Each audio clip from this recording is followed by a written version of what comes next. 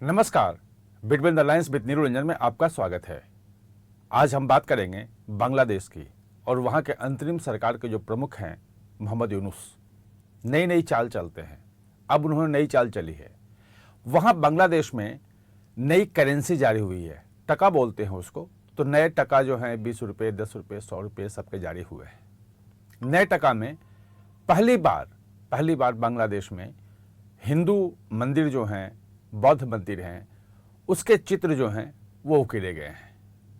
एक तरफ जब से यूनुस वहाँ पे अंतरिम सरकार के प्रमुख बने हैं तब से हम जानते हैं कि कैसे हिंदुओं पर हमले हो रहे हैं, कैसे वहाँ मारा जा रहा है।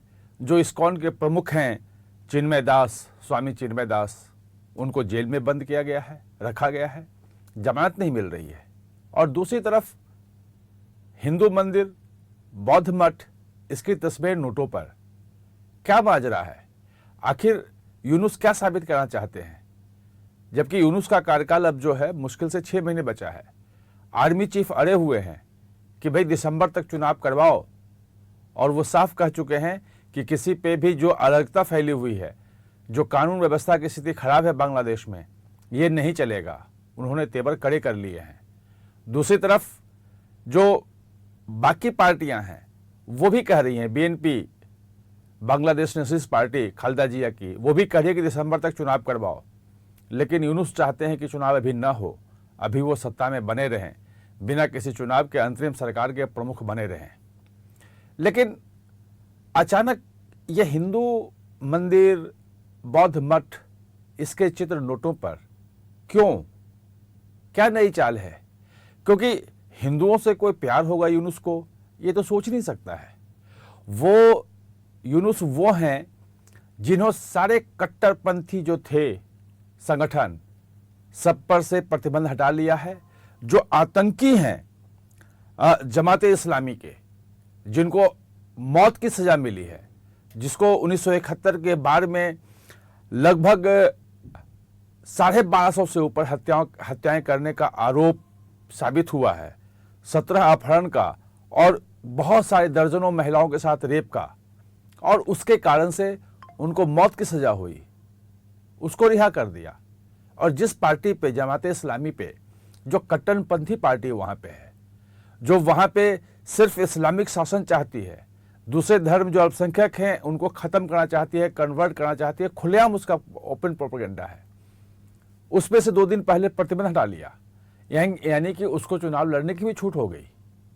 तो इतने कट्टरपंथियों को बढ़ावा देने वाला, आईएसआई को वहाँ पे बांग्लादेश में लाने वाला, चीन के साथ मिलकर, और ये कहना कि भाई नॉर्थ ईस्ट के जो राज्य हैं वो एकमात्र एक्सेस जो है बांग्लादेश के थ्रू है और वो कभी भी अलग हो सकता है और समुद्र पे बांग्लादेश का राज्य है, मतलब सीधे से भारत के सॉवरेनिटी को, एकता, अखंडता को चुनौती देना वहाँ जाके भाषण में।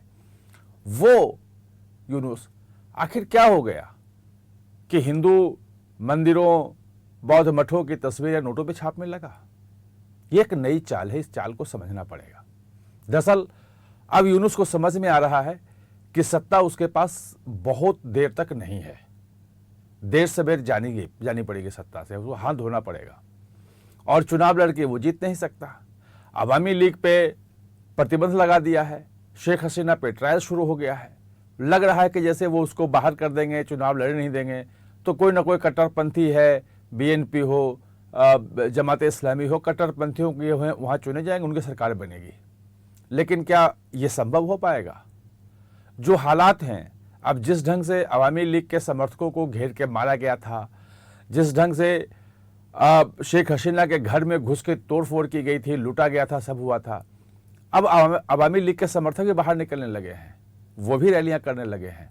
अब उनको पूरा का पूरा खेल समझ में आ गया है कि दरअसल ये छात्रों का आंदोलन नहीं था, ये कट्टरपंथियों की एक सोची समझी साजिश थी, और जिसमें अमेरिका का डीप स्टेट जो है उसमें इन्वॉल्व था, उसकी फंडिंग की गई थी, और बहुत सारे तरीके से एक साजिश के तहत शेख हसीना के खिलाफ लोगों का गुस्सा भड़काया गया और तोड़फोड़ की गई, और इस ढंग से अराजक माहौल बनाया गया ताकि उनको देश छोड़ना पड़े।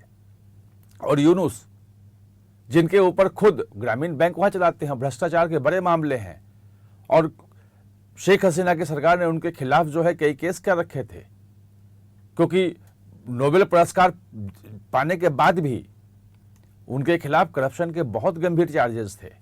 जो कट्टरपंथी इस्लामिस्ट हैं उनके साथ संपर्क के चार्जेस थे, और ये ओपनली है।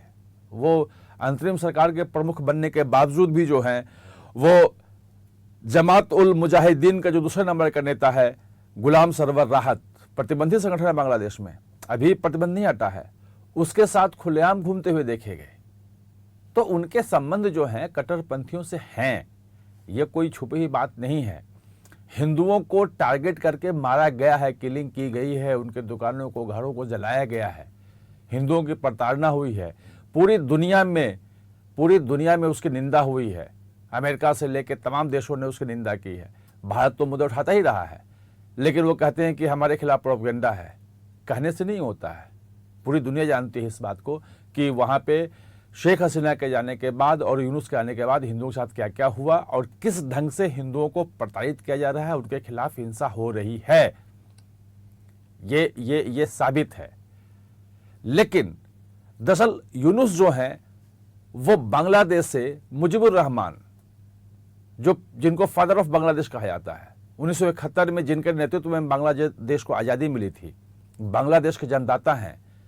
दरअसल वहाँ के नोटों पर उनकी तस्वीर होती है, उन्हीं की बेटी है शेख हसीना। तो मुजीबुर रहमान का जो है वो लेगेसी मिटाना चाहते हैं। उन्होंने कोई हिंदुओं से प्यार नहीं है, कोई बौद्धों से प्यार नहीं है, और शेख हसीना वो के जो फादर की लेगेसी है उसको मिटाना चाहते हैं एक तरफ।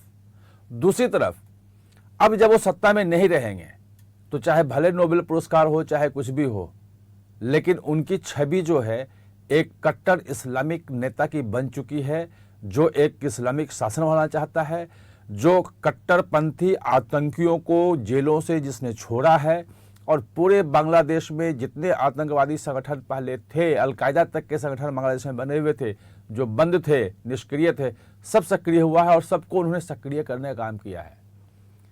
तो चेहरा बेनकाब हो चुका है। अब वो ये करके दिखाना चाह रहे हैं दुनिया के सामने कि हम तो सचमुच में सेकुलर हैं, देखो नोटों पे हमने हिंदुओं और बौद्धों की मठों की हमने तस्वीरें लगाई हैं, चित्र लगाए हैं। ये इससे बात बनेगी नहीं।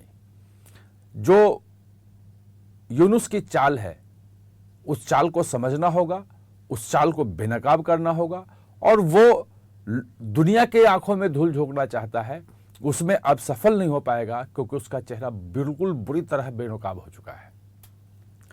आपको अगर ये चर्चा अच्छी लगी तो इस चैनल को सब्सक्राइब करना मत भूलिएगा और कमेंट कीजिएगा, अपनी राय दीजिएगा, जिससे समझ में आए कि इसमें और क्या सुधार कर सकते हैं। आपके सवालों का जवाब देने की कोशिश मैं करूंगा। आप हमारे साथ चर्चा में जुड़े, इसके लिए बहुत बहुत धन्यवाद।